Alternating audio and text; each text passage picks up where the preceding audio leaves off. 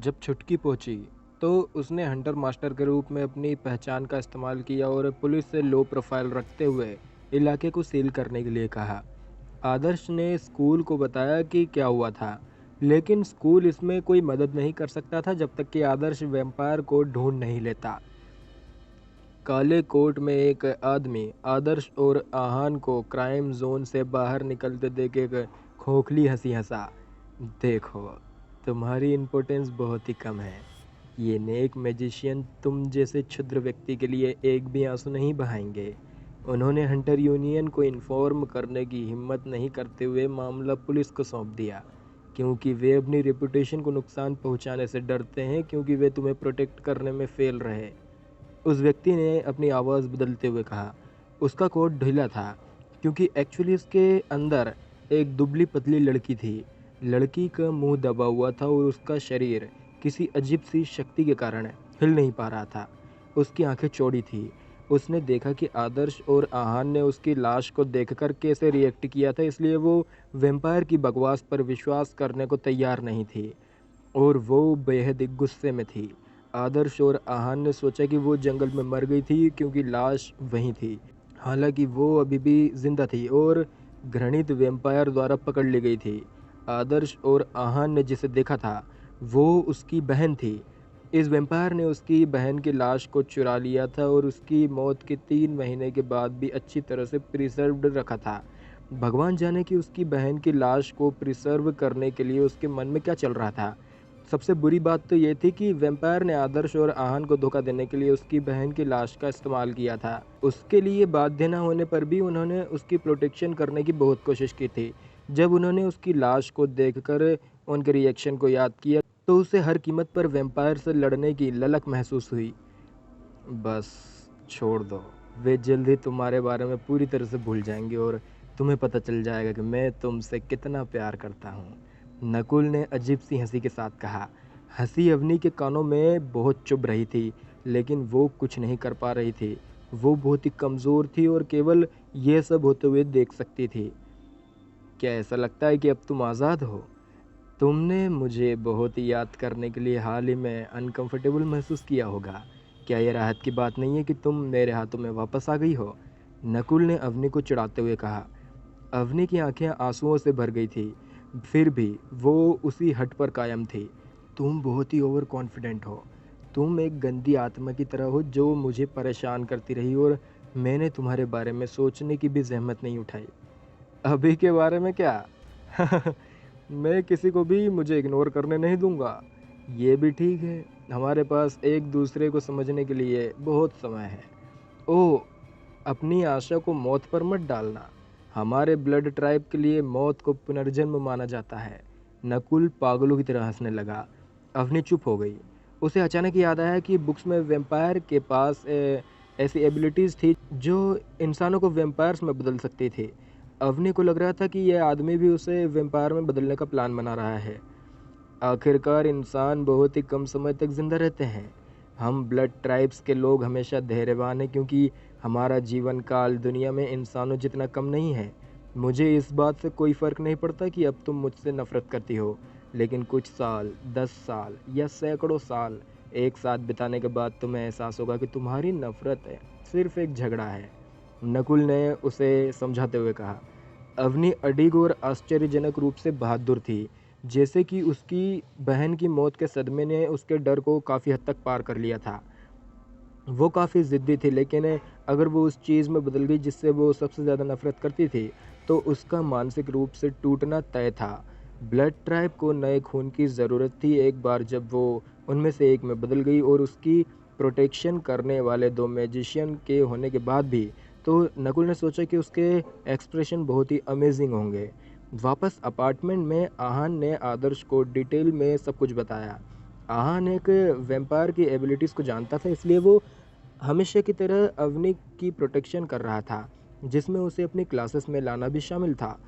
उनके आश्चर्य के लिए 2 वैम्पायर्स थे। एक ने उसे बहकाया और दूसरे ने ध्यान भटकाने पर अवनी को किडनैप कर लिया। बस ये श्योर करने के लिए आहान ने अपने अटेंडेंट को स्कूल के बाहर वेट करने का ऑर्डर दिया था। इसलिए वैम्पायर के लिए अवनी को स्कूल से बाहर ले जाना इम्पॉसिबल था क्योंकि उसका अटेंडेंट एक स्ट्रॉन्ग मैजिशियन था।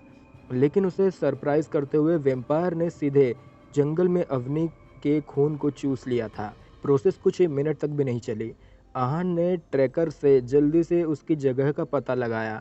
फिर भी जो कुछ बचा था वो एक बर्फीली लाश थी। बस कुछ मिनट? आदर्श ने पूछा।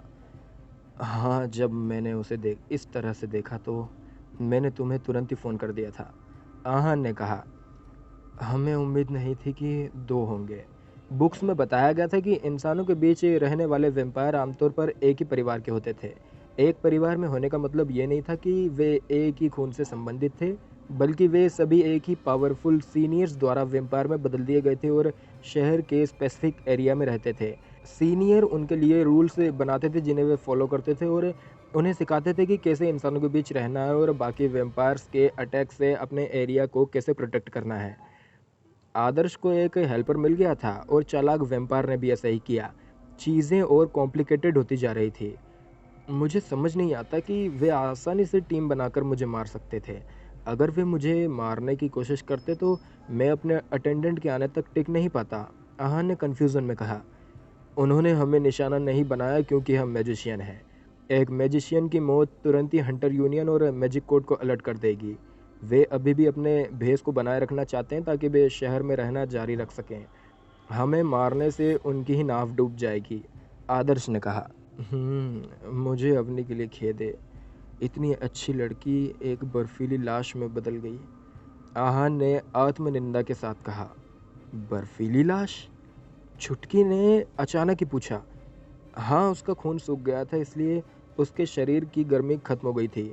जब मैंने उसकी नब्ज़ को महसूस करने की कोशिश की तो लाश बर्फ़ की तरह ठंडी थी, आहान ने कहा। क्या हुआ? छुटकी के एक्सप्रेशन के कारण आदर्श उलझन में था। गहरे विचारों में डूबे हुए छुटकी की भौहें तन गई। छुटकी ने थोड़ी देर बाद कहा, खून सूख जाने के बाद शरीर ठंडा हो जाता है, लेकिन मुझे लगा कि ये ऐसा ही है क्योंकि हम वहाँ पहुँचने में देर हो गए थे। ऐसा लगता है कि ऐसा नहीं है। शरीर का तापमान इतनी तेज़ी से नहीं गिरता है। शायद यह वैम्पायर की वजह से है, आहान ने कहा। छुटकी ने सिर हिलाया। उसने आदर्श की तरफ देखा और बोली, ईमानदारी से कहूँ तो मैं अभी भी कुछ चीज़ों को समझ नहीं पा रही हूँ। कौन सी बातें हैं? आदर्श ने तुरंत ही पूछा। उसकी बहन शिवानी की खून की कमी से मौत हो गई। रिपोर्ट में ये क्यों कहा गया कि अचानक ही हार्ट अटैक से उसकी मौत हो गई है? उसकी मौत के कारण को साबित करने के लिए सभी डॉक्यूमेंट्स मौजूद थे और उनमें से एक में भी ऐसा कोई हिस्सा नहीं है जो सस्पिशियस हो। लेकिन यही कारण है कि ये अजीब लगा, क्योंकि सुरेंद्र हमसे कभी झूठ नहीं बोलेंगे, क्योंकि उसने खुद इस इंसिडेंट को देखा था, छुटकी ने कहा। आदर्श ने अचानक ही आधी बात में ही कुछ महसूस किया। हमें अवनी की लाश पुलिस को नहीं सौंपनी चाहिए थी। आदर्श को एहसास हुआ कि उसने गलती की थी। लेकिन ये ठीक है। मुझे लगता है कि वैम्पायर ने खुद को बेनकाब कर लिया है। छुटकी की आंखें चमक उठी। उसे सब कुछ समझ आ गया था। अभी भी इस समय तक काम क्यों कर रहे हो? हम दिन भर से ड्यूटी कर रहे हैं, एक गॉर्जियस पुलिस वुमेन ने यंग फोरेंसिक डॉक्टर से पूछा। यंग डॉक्टर ने बेबस मुस्कान के साथ कहा, यूनिवर्सिटी ऑफ मैजिक के जंगल में एक लड़की मिली जिसके गले में होल्स थे। लाश को यहाँ भेज दिया गया था, इसलिए मुझे उसका पोस्टमार्टम करना होगा। क्या इंस्टीट्यूट मैजिशियन से भरा नहीं है? वहाँ कोई क्राइम क्यों करेगा? ये सुनने में बड़ा अजीब लगता है, पुलिस वुमेन ने सोचते हुए कहा। हो सकता है कि मैजिशियंस ही क्राइम कर रहे हों। एक बार जब मैं पोस्टमार्टम खत्म कर लूँगा तो हमें पता चल जाएगा, यंग फोरेंसिक डॉक्टर ने मुस्कुराते हुए कहा। एक बड़ा सफ़ेद कोट पहनकर डॉक्टर एक धुंधले कमरा में चला गया। पूरा कमरा सफ़ेद था और कई फोरेंसिक इक्विपमेंट से भरा था। कमरे के सेंटर में एक टेबल रखा था जहां एक सफ़ेद कपड़े से पतला शरीर ढका हुआ था। डॉक्टर दरवाज़ा बंद करने ही वाला था कि पुलिस वुमेन ने अपना सिर हिलाया और सावधानी से पूछा, क्या तुम्हें मेरी मदद की ज़रूरत है? हो सकता है कि अगर हम इसे पहले ख़त्म कर लें तो हम रात का खाना खा सकें। श्योर, अब मुझे थोड़ी भूख लग रही है। डॉक्टर के चेहरे पर मुस्कान आ गई। पुलिस वुमेन ने सिर हिलाते हुए कहा, तो मैं तुम्हारे खाने के लिए कुछ ले आती हूँ। ये ठीक है, बस यहीं रहो। नकुल की मुस्कान एक भयानक मुस्कान में बदल गई। नकुल ने बात पूरी करने के बाद अचानक ही पुलिस वुमन को दीवार से सटा दिया। दीवार से टकराते ही ऑफिसर को चक्कर आ गया। वो बस स्ट्रगल करने ही वाली थी कि ठंडे होंठ उसकी गर्दन पर जोर से दब गए।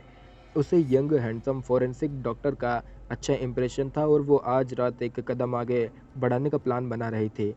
फिर भी उसने उम्मीद नहीं की थी कि लड़का सीधे उसे इतना रफली रिस्पॉन्ड देगा।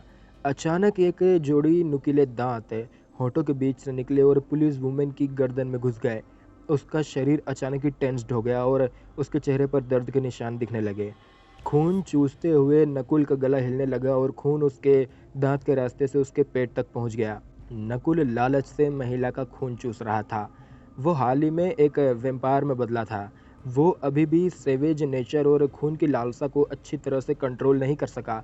इसलिए वो अपने खाने का आनंद लेते समय अपने शिकार की कंडीशन पर नज़र रखना ही भूल जाता था। कभी कभी वो अपने शिकार के मरने तक उसका खून चूस लेता था। सीनियर ने कहा था कि ये एक बुरी आदत है क्योंकि ये हंटर्स का ध्यान खींच सकती थी। हालांकि नकुल को लगा कि सीनियर एक छोटी सी बात का बड़ा पतंगड़ बना रहे हैं। अपनी एबिलिटीज़ के साथ वे आसानी से अपनी उंगली के चारों ओर हंटर्स को घुमा सकते थे। वे हंटर्स से क्यों डरेंगे? ब्लड ट्राइब होमोसेपियंस की तुलना में ज़्यादा स्ट्रॉन्ग स्पीशीज़ थी। इंसान तो सिर्फ उनके खिलौने और खाने थे। लेकिन जिस तरह से उनके सीनियर ने उन्हें सिखाया था, उससे ऐसा लगा कि ब्लड ट्राइब के लोग एक छोटे से अंधेरे के कोने में रहने वाले चोरों की तरह थे, जिनके पास अपनी पहचान छिपाने और छिपने के अलावा और कोई ऑप्शन नहीं था। और नकुल को यह बेहद ही बेहुदा लगा। वो सोचता था कि तो क्या हुआ अगर उसने अपने शिकार का खून सुखाया, तो शहर में लाखों लोग रहते थे। अगर वो हर दिन एक व्यक्ति को मार डाले तो भी कोई फ़र्क नहीं पड़ता। नहीं, नहीं, पुलिस वुमन ने कमज़ोर आवाज़ में रिक्वेस्ट की। अगर वैम्पायर इस पागल स्पीड से शिकार का खून चूस रहा होता तो शिकार को कोई खुशी नहीं होती, केवल एक भारी दर्द होता था। महिला की जीवन शक्ति तेज़ी से ख़त्म हो रही थी। उसने कभी नहीं सोचा था कि फाइनली हिम्मत जुटाकर डॉक्टर को बाहर खाने के लिए कहने का उसका कदम उसे एक राक्षस के खाने में बदल देगा। उसके सारे स्ट्रगल व्यर्थ गए। अंत में खून सूख गया। पुलिस वुमन का चेहरा बेहद ही पीला पड़ गया था, जिसमें हल्का नीला रंग भी था। उसका शरीर सिकुड़ा हुआ लग रहा था और उसके कपड़े भी अब ढीले हो गए थे। नकुल ने फाइनली लड़की की गर्दन से अपने वासनापूर्ण नुकीले दांत खींच लिए और अपने होठों पर छोड़ी गई मिठास को चाटने लगा। उसकी आंखें तिरस्कार से भरी थी। अपने आप को बदकिस्मत समझो, क्योंकि आज रात एक रिचुअल के लिए मुझे बड़ी मात्रा में ताज़े खून की ज़रूरत होगी।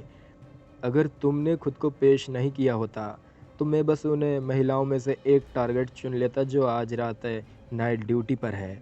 नकुल खौफनाक तरीके से हंसा।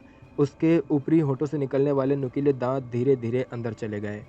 हालांकि पुलिस स्टेशन में मुर्दाघर सहित हर कमरे में सर्विलांस कैमरे थे, लेकिन उसने पहले ही जगह बना ली थी ताकि किसी को पता न चले कि पुलिस वुमन यहाँ थी या वो आज रात किसी तरह से गायब हो गई थी। एक्चुअली ये पहली बार था जब वो अपने वर्क प्लेस पर किसी का शिकार कर रहा था। वो पहले काफ़ी सेल्फ डिसिप्लिन्ड था। शिवानी, तुम अभी भी मेरे हाथों में हो। बेवकूफ़ों का एक झुंड जो मेरी उंगलियों के इशारे पर घूमता है। और अब फाइनली मैंने दोनों बहनों पर अपने हाथ रख लिए। नकुल ने महिला ऑफिसर को देखने तक की जहमत नहीं उठाई। इसके बजाय वो धीरे धीरे उस लाश की मेज़ के पास पहुंचा जिसे अवनी माना जा रहा था। थाने के सामने एक गली के अंदर एक भेड़िए जैसा बीस्ट इनक्रेडिबल स्पीड से दौड़ रहा था। जब उसके सामने कुछ रुकावटें आती तो वो दोनों तरफ की दीवारों पर छलांग लगाते हुए फुर्ती से उन्हें पार कर जाता था। Oh shit! वो मर चुकी है। स्विफ्ट स्टार वुल्फ पर सवार छुटकी की निगाहें अपने मिनी लैपटॉप पर टिकी हुई थी। आदर्श की भौहें भी ऊपर उठ गई। उसने शुरू में सोचा था कि वैम्पायर अपने भेष को बरकरार रखने के लिए निर्दोष लोगों की जान लेने से बचेगा, लेकिन उसने थोड़े समय के बाद ही फिर से हत्या कर दी थी। ये वैम्पायर पूरी तरह से बिना दिमाग वाला था। जैसे ही उसने वैम्पायर की पहचान के बारे में अनुमान लगाया, छुटकी ने तुरंत ही पुलिस के डेटाबेस में एक खोज की और यंग फॉरेंसिक डॉक्टर पर निशाना लगा दिया था। भले ही उसने कैमरे के लिए कुछ किया था, लेकिन कंप्यूटर एक्सपर्ट छुटकी ने आसानी से सिस्टम को हैक कर लिया था और सर्विलांस नेटवर्क का एक्सेस ढूंढ लिया था। जैसे ही उसने एक्सेस पाया, उसने देखा कि वेम्पायर महिला ऑफिसर पर अटैक कर रहा था। लड़की की एक दयनीय मौत हो गई थी, लेकिन रिकॉर्डिंग सबसे ठोस सबूत साबित हुई थी, जिससे वेम्पायर के बचने का कोई रास्ता नहीं बचा था।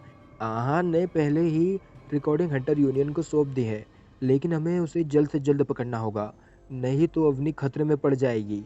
छुटकी ने आदर्श से कहा। आदर्श ने सिर हिलाया। समय खत्म हो रहा था। उसे एक ही बार में वेम्पायर को पकड़ना था और अवनी को भी बचाना था।